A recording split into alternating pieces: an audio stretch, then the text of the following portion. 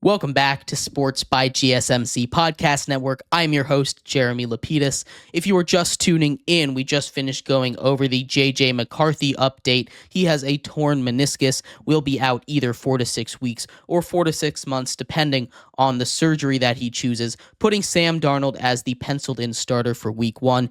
And most likely the entire season. We'll see what that does for the Vikings. I think that actually gives them the most advantageous situation for this season as far as success goes. I don't think it's a long-term solution, but still.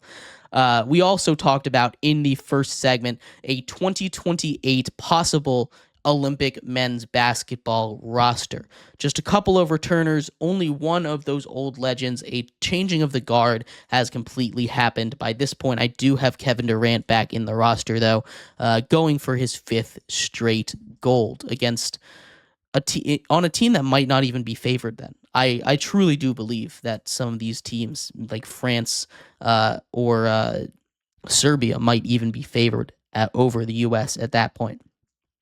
But anyway, in this segment here, we're going to continue our trip around the NFL, going over some updated trade rumors. There's been lots and lots of news coming out in the last couple days about players requesting trades, players' trades going through or not going through. Of course, we have to update you on Brandon Aiyuk and much more. But before we get into that, remember, if you would like to be an even bigger part of the show than you already are, you need to do is go to gsmcpodcast.net, or if you are on YouTube, use the super chat button right next to the chat feature.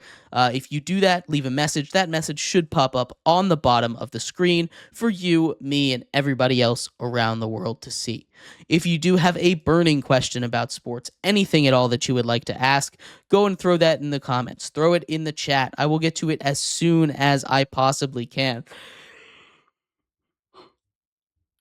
Excuse me. I appreciate everybody so much for tuning in, talking some sports with me here on a beautiful Tuesday afternoon. But like I was saying, we are going to get into our next NFL topic here, this time covering some updated NFL trade rumors. Trade rumors going around the NFL here. And we'll start off with the most recent update in the Brandon Aiyuk saga. If you have been paying attention at all to the NFL this offseason, I guarantee you've heard of it. It is to a stalemate at this point. We are in a classic Mexican standoff with Brandon Aiyuk, the Steelers and the 49ers. It came out today, just about an hour before we went live, that Brandon Aiyuk, the 49ers, and the Steelers all have deals in place with each other. The 49ers and the Steelers have a compensation package put together. We don't know what that compensation package is, or at least I haven't seen what it is. If you know what it is, go and throw it in the comments for me. I'd love to hear more information. The Steelers and Brandon Aiyuk reportedly have a deal or are working towards a deal, as well as the 49ers and Brandon Aiyuk having a deal, or at least working towards a deal. Reports are if the 49ers have a written out extension for Brandon Aiyuk that would keep him in San Francisco in the Bay Area for the long term. So now we're sitting here in a classic Mexican standoff. All three teams are, all three parties, I should say, are here with their ammo and they're ready to go at any moment. This all depends on Brandon Aiyuk. And I have never seen a player have this much power over an offseason. And I mean that. I don't know how many times we have talked about Brandon Aiyuk here on this show. He has, when I say he's the character of the offseason, I mean he's the main character of the offseason. We've had plenty of offseason stories. For a little while, it seemed like T. Higgins was going to be the main character here. But no, Brandon Aiyuk is the main character. He goes back and forth with his trade requests, with where he's going to go. And now we are sitting here talking. We've successfully narrowed it down to two teams, or at least we think we have. The Steelers are a place that he really seems like he wants to go play for. But I don't know what's taking them so long, if I'm being completely honest with you. from the reports, it seems like the Niners have compensation in place. It seems like Brandon Aiyuk and the Steelers are in a good place. I don't know why this hasn't happened. I know there's a standing offer from San Francisco to bring Brandon Aiyuk back. But I don't know why, if Brandon Aiyuk wants to play for the Niners and he thinks he has a deal in place and the compensation is already done, why this hasn't happened. This is honestly the weirdest story that I've had to cover in my time here because it just has so many twists and turns. But I will keep you updated with anything we're at. Right now we're at a standstill. We're at a standoff.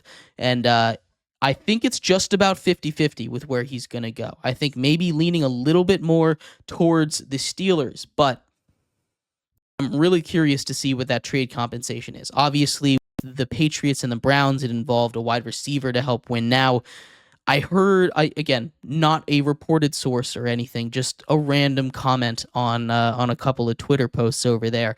I saw a couple people say it was gonna be Fitzpatrick, Micah Fitzpatrick. That seems like too much. But we'll see. We'll see what happens in this trade. The other trade that's been going on that we have to keep you updated on is also a weird situation, and it has to do with the Jets and a mismanagement of new asset Haason Reddick. Haason Reddick came over to the Jets in a trade this offseason. It just happened. He has yet to play a snap for the New York Jets, and he has already requested a trade. He came over because Philadelphia wasn't going to give him an extension. The Jets trade for him. He was known to be asking for an extension, and apparently there's a handshake agreement there saying, "Hey, come and play, and we will work out an extension with you." Right? We'll take a look. He comes over and he's already holding out right immediately. The Jets gave up a conditional third that could turn into a second-round pick for Haason Reddick, and now it doesn't seem like the Jets are going to pay Haason Reddick. And he's requested a trade. Now, the Jets' response to this is to say what it was in less words from Joe Douglas. No, we're not going to trade you. What do you think we're doing? You think we're actually going to trade you after we just traded for you? No, that's to paraphrase what he has just said. He said it a lot more eloquently and in a couple more paragraphs than I just did there. But the long and short of it is, again, we're at another standstill. They said they were going to fine him as much as the CBA allows him to. They said they expected to see him back at camp and go and hang out and play with his teammates. But they're not going to trade him. It's a messy situation. Do I expect Haason Reddick to hold out for this entire year just to get a contract? No, we've seen how that fails. I expect him to go and play, be angry, and use that to get a massive contract. He's been one of the top 3 pass rushers by sack numbers in the last 4 or 5 seasons. He has 50 sacks over the last 4 years. That, I believe, is second in the league, which is insane how great of a pass rusher he has been. It's a great weapon to have for the Jets, and we just finished covering them. If Haason Reddick isn't there, that pass rush gets immensely weaker.